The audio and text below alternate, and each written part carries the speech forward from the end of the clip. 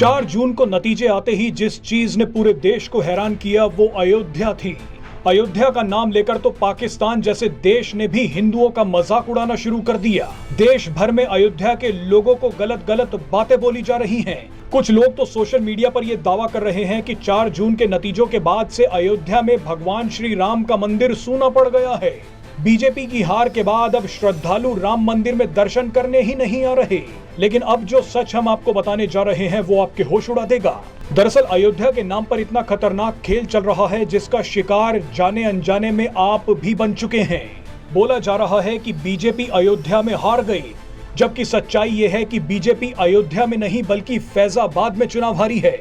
फैजाबाद और अयोध्या में फर्क है। अयोध्या एक विधानसभा सीट है जो फैजाबाद लोकसभा क्षेत्र में आती है, लेकिन एजेंडा चलाने वाले लोग हार के नाम पर सिर्फ अयोध्या बोल रहे हैं, फैजाबाद नहीं।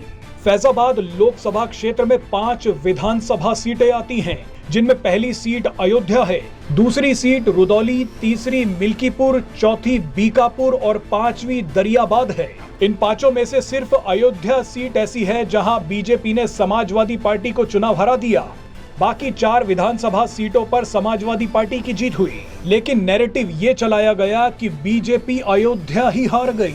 सोशल मीडिया पर अयोध्या के नाम पर हिंदुओं को एक दूसरे से लड़ाने की कोशिश हो रही है।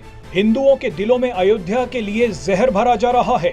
एक खतरनाक इकोसिस्टम ने फैजाबाद की जगह लोगों की जुबान पर अयोध्या शब्द चढ़ा दिया है। आप राह चलते किसी भी व्यक्ति से पूछिए कि अयोध्या में बीजेपी का क्या हुआ, तो वो तुरंत जवाब देगा कि बीजेपी अयोध्या में हार गई, जबकि सच ये है कि बीजेपी अयोध्या में जीती है। आम लोगों के सामने अयोध्या बोल बोल कर उनके दिमागों में नफरत के बीज बोए जा रहे हैं। इसी बीच सोशल मीडिया पर एक और गलत दावा किया जा रहा है कि अयोध्या में राम मंदिर के निर्माण की वजह से जिन लोगों के मकानों और दुकानों को तोड़ा गया, वो लोग मुआवजा नहीं मिलने की वजह से बीजेपी से नाराज थे।